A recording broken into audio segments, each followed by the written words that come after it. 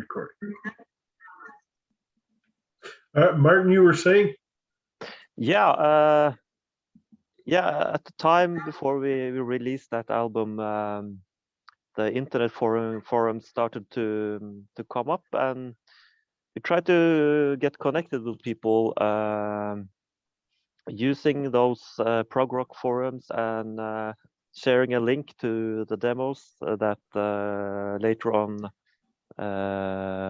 we used in the Afterglow album, and it got a lot of traction, and yeah, so that was really nice, and I think that had something to say when Jakob Holm-Lupo from White Willow spoke with Ken Golden of Laser's Edge, because then I guess he had kind of heard that we were around, and there was a little fuss, not too big, but there was something, and I think we could kind of capitalize on that early stage of the internet, and it was easy to just say, hello, we are here today. It's, you know, another story. So that was pretty cool that we actually could use the internet to our benefit in those early days and make it happen. Yeah. It was funny because I remember when we launched the demos, you know, we only wrote in Norwegian. We didn't think it would reach beyond the borders or something. So that's yeah, it took off, which is very good. Fun. Definitely. Any other aspects or things you would like to discuss about Hinterland? Yeah. At that time we were trying, you know, to be maybe too progressive, just for the sake of being progressive. So if we were to do a part one more time later in the song, it would go like 3 times, not 4 as the first time, and we would mix things up just for the sake of it. And today I think we're more mature as songwriters. We don't do stuff just to do it, you know. It has to have some deeper meaning, or play along with the structure of the song. So those songs are a little more crazy, I think, which can be cool, but yeah, I like it. Yeah, it's a, you know, it's a double-edged sword, kind of. Sometimes it works and sometimes it's just stupid, you know. You never know, actually, before you. It's the record has had its life. But it'll be interesting to see how people react to it, because I love it. That's especially that song, but the whole album.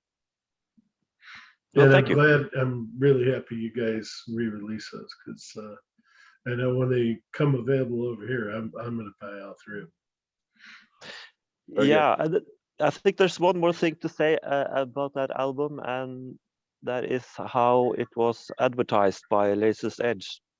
So it was like the torch has been passed, and this is the greatest album since the 70s, and so on. Wow. And I think that maybe got us a little bit in trouble, because it's a good record, but it's not maybe our best work, I would say, and I think we got some negativity because it couldn't really live up to the to the hype that Ken, yeah, he really hyped us up, and I think that maybe was maybe a little too much. I don't know. Who knows? Yeah. Anything, Lars, or? No, I think like I said, when we released the demos, I think it's 2003, we were still using lots of MIDI stuff and samples and stuff, and like when we entered in 2004 for the first real recording, you know, we said, okay, let's only real equipment, no samples, just pure analog keyboards and everything, you know. So and a fun thing, of course, is the drumsticks I bought off eBay from, I think, 1973, which broke on the sound check because they were so dry, and old. So, but yeah, we used lots of vintage instruments, and I've kept like a dogma ever since, actually. So yeah, it began there. All right, let's discuss Afterglow. Imperial Winter White was amazing. Has the winter begun in earnest in Norway? Are you noticing the effect, or are you noticing the effects of global warming, where snow hasn't fallen? We have lots of snow up here. I live up a bit higher, up in Oslo, to near the forest. So lots of snow out here, though it's a bit icy right now. But yeah. Yeah, I guess the thing is that it's probably gonna be a little more extreme weather, and it's gonna get warmer, but also kind of colder, or more rain. And if it's cold enough, it's gonna be a lot of snow. So it's probably gonna be more snow up here in Norway than before, which is a little contra-intuitive. But if it's that's the thing about climate change, it can actually get colder here, but really much warmer other places. So you never know. But at this time, it's not so snow. Good to hear. How about that song, Imperial White Winter? Is it a reflection of that northern tundra?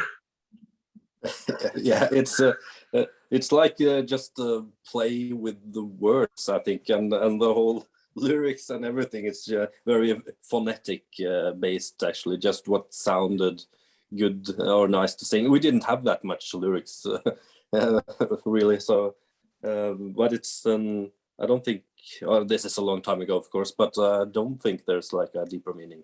So yeah. Yeah, it was all about the music in those days. So it's good that Andreas turned along. He has a lot of things to say, so that's a blessing for us. Yeah. In Taberna is another album highlight for me. Do you want to talk a little bit about how that how that song came about? Well, that's one of the first songs we wrote together, and was one of those demos.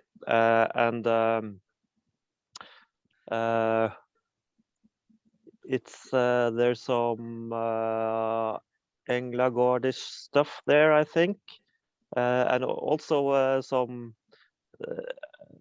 of those black metal inspirations. Do do do do do do do. That could be kind of yeah. So it was really inspired by the music we listened to in 1999 ish.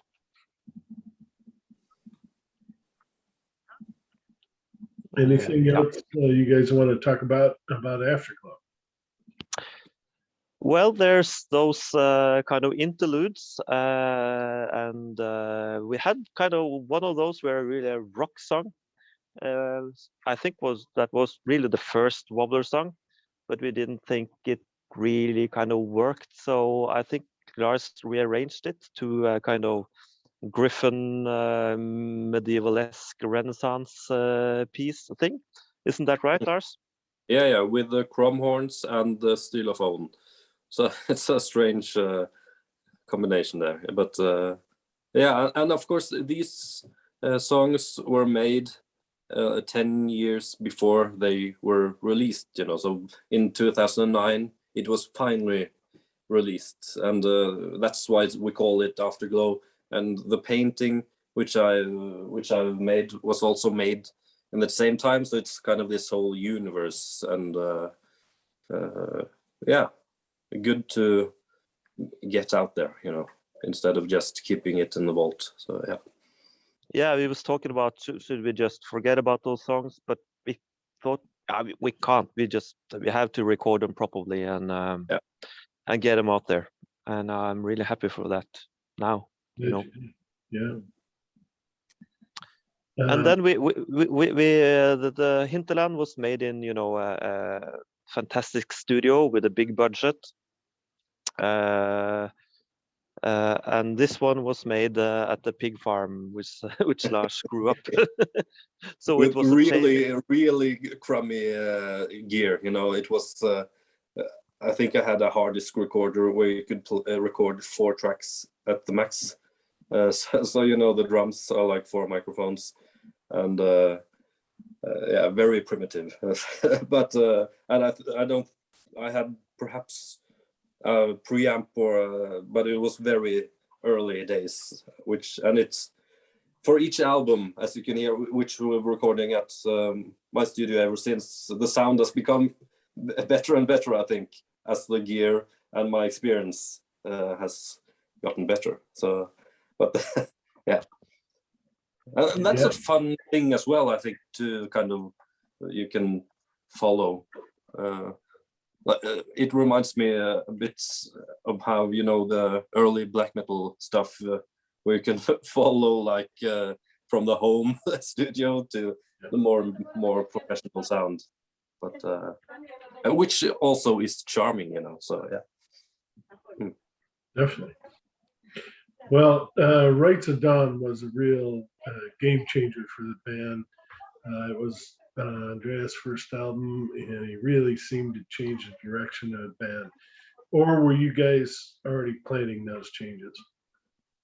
Yeah, you know, we when Andreas joined, we had already recorded almost everything. That's right. So, but the thing is, like Hinterland and Afterglow was made in 1999, and then we had like a break where Christian went studying in Bergen, and then when we came back together, you know, there had passed several years, so it just happened naturally that we sounded different or did something completely different, in at least completely, but it's different than Afterglow, you know. So yeah. But my God, it was I'm sorry. Just real quick. I saw sort of a change from more of a Emerson, Lake and Palmer sound, not exactly, but to a Yes sound. And go ahead. I'm sorry. Yeah. I guess it could have something to do with the character of Andreas' voice, but it was not intentional by any means. And I'll say it again, my God, making that record was damn hard work. It was not a, you know, flowy, pleasant experience. It was just grinding in the rehearsal place, never getting satisfied, don't understanding the other person's ID, working it out over and over again, not playing for a month, trying again, forgotten everything we agreed upon, discussing again. So it was really, really hard work at times. And we didn't have a vocalist when we rehearsed it, so it was all, you know, and it was supposed to have vocals, and it was a strange making of that album, definitely. I do have some vocals on the demos though, so it wasn't like all instrumental, but it was just some it was almost like Afterglow, just some verses here and there, and then when Andreas joined, it was like vocals vocal album almost, yeah, with harmonies and everything, and it's fascinating, but because it sounds like he was making the songs with us. It wasn't like it was added later, even though it was. So it's fascinating. Fascinating stuff. Yeah, had you not told me that, I wouldn't have known. Yeah, I mean, it sounds like he just moved in and blended right in. Yeah. Le Bétain Rights. That's definitely one of my favorites. How did that song originate, and how did it progress? That is a funny story. So the first part of that song is made by the guitarist at that time, this guy Morten Andreas Eriksen, and I guess he played it for us, and we were like, "Wow, that's really cool!" And then you kind of took over, Lars. Isn't that right? Yeah, is it La Beltane you talked about? Yes. Yeah, sure.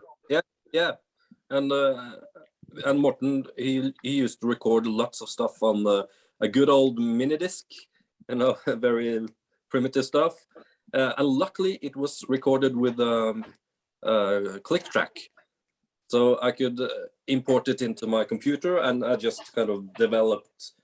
I think I programmed drums and stuff in the beginning, and kind of making a demo, and then the end of the song, which kind of there's a shift there in the middle where the acoustic comes in. That's where kind of I take over, and yeah. Yeah, it's a kind of a strange, or that's a collab between you guys, and we never played it together, and we have never played it together, and I just kind of played it little part by part in the studio, never really knowing the song, just figuring it out when we recorded. So that's an odd one out, but it works perfectly. It's a fantastic song, and I really don't know why we haven't played it live. We have to do that Oh, sometime. damn difficult, but that's one of my favorite songs as well. So I hope we'll manage to figure out what we played. When we recorded it's like the keyboard parts, I just did lots of stuff there and then, and I don't know what I played, so I have to learn everything from scratch. But it would be nice. Yeah. What about The River? That's another great song off the album. I tend to like the longer songs. I like it when you guys have time to get the instrumental part in. But yeah, The River. Yeah, that was the song with the most kind of grinding, trying to figure out. Really not maybe understanding. I think that's mostly Christian's work. Yeah. And I remember I really couldn't fathom that song being a kind of Wobbler sound. And we played it for maybe a year with some other drum grooves, which I really didn't like. But at some point it just kind of clicked, changed up the groove, and then I really could understand the song in a different way. Yeah. But that was a hard one. It was like, should we do this song? I don't know. And Christian being mad about it, of course, I guess. And yeah, that was really, a hard effort. Typical band intrigues. What about In Orbit?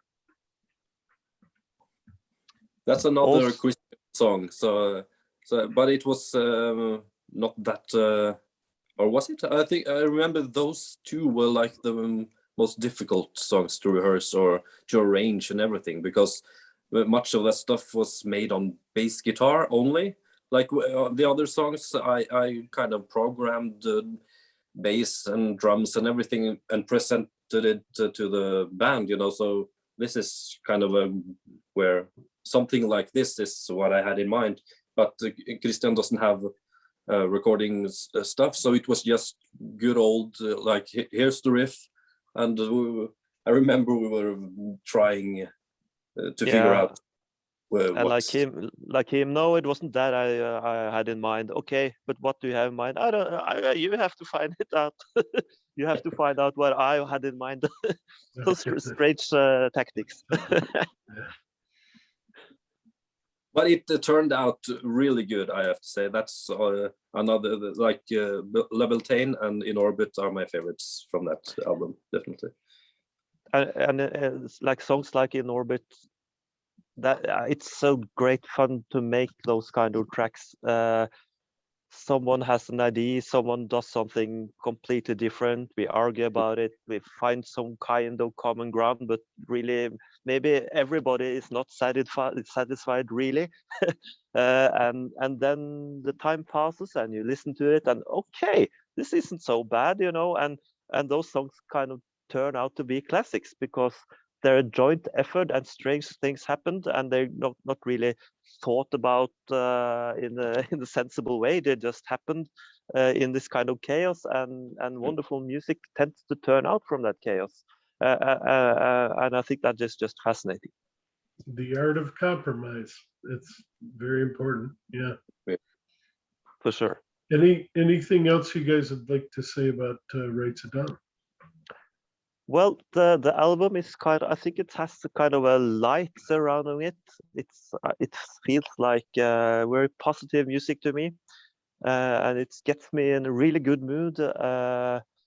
It's catchy songs. The drums are really tight sound, and I think it's got a lot of gusto. It's like, here I am, woohoo!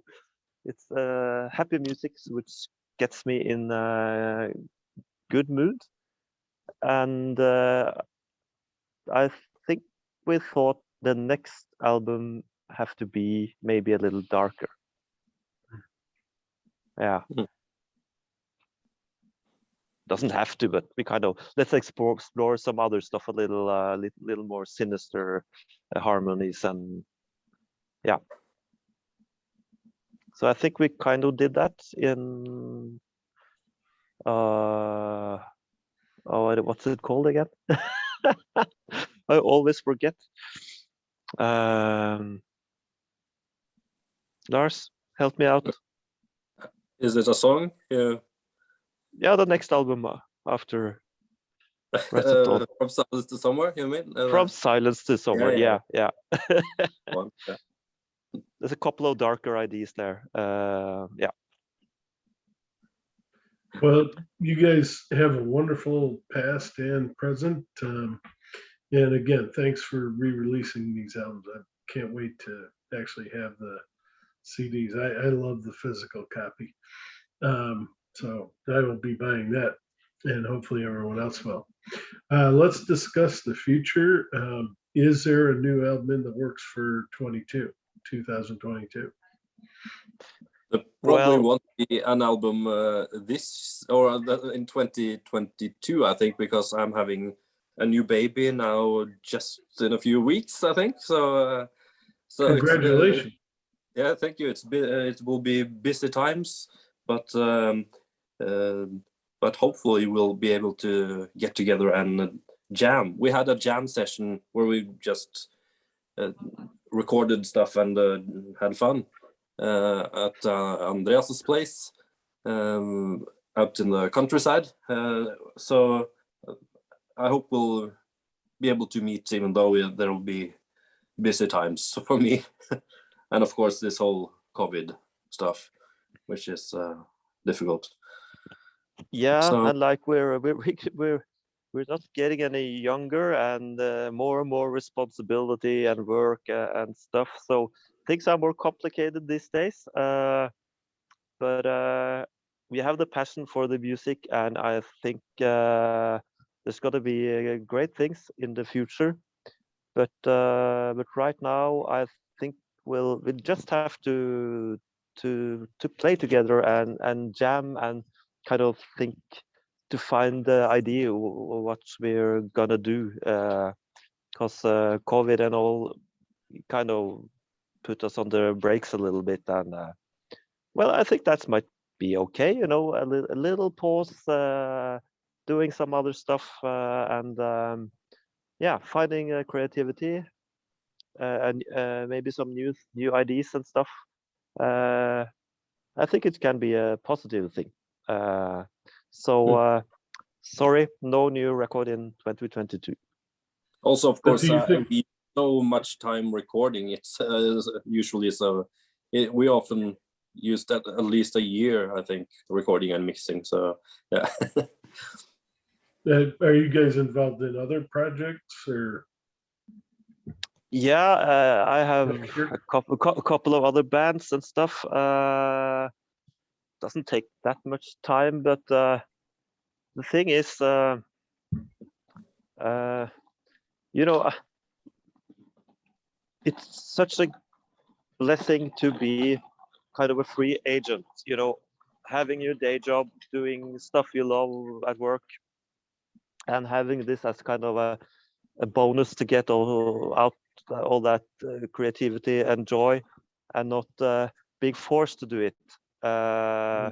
Like if we had to make money out of this, I don't think the music would turn out so interesting. You have to compromise in so many other ways, and I think it's such a blessing being totally economically free from the music industry. And I think I would almost like it to be that way. Of course, if you get the hit that you get, you're a mega band, I would embrace that. But kind of working with music, just grinding, I wouldn't like. So, okay, we have our day jobs and it takes a lot of time, but it also gives the freedom to do exactly what we want. And I think that is a big part of the Wobbler sound. Definitely. Yeah. So everyone hang in there. New music is coming. They're working on it. And my next question was going to be touring, but that's probably out of the picture then for next year as well. And Yeah. So, all right. Well, is there anything else you guys wanted to add before I say thank you very much? Well, I hope Wobbler is a force that to be reckoned with in the future. I think the band is such a big thing in our lives, so I don't think it just can, kind of disappear. And it's so fulfilling to see how the brand kind of gets bigger and bigger every year, and we do not do so much work for it, but just being around and being true to your ideas and your passion kind of looks like it pays off. So for everyone, think about that. Just hang in there, and good things will happen. And of course, thank you for the interest. Meeting people like you in interviews and being on tour is also a big part of it. The whole thing, the whole prog community is really, it's a nice bunch of people. Lars, anything else you wanted? No, just thank you very much for the interest from everyone and you. So yeah, thank you. Well, guys, thank you very much for giving us all this time. We really have been here a while. I appreciate your patience and everything you put into this. You guys have had a glorious past, present, and I do look forward to your future. And all of us at Progressive Rock Central and your fans appreciate the time that you spent today. Have a Merry Christmas and a Happy New Year, and looking forward to the future with Wobbler. So thank you very much for everything. Thank you so much. Okay. And Merry Christmas, Happy New Year, and yeah, Merry Christmas, Mark. Okay. All right, you guys hold on. I'm just going to turn off the recording here and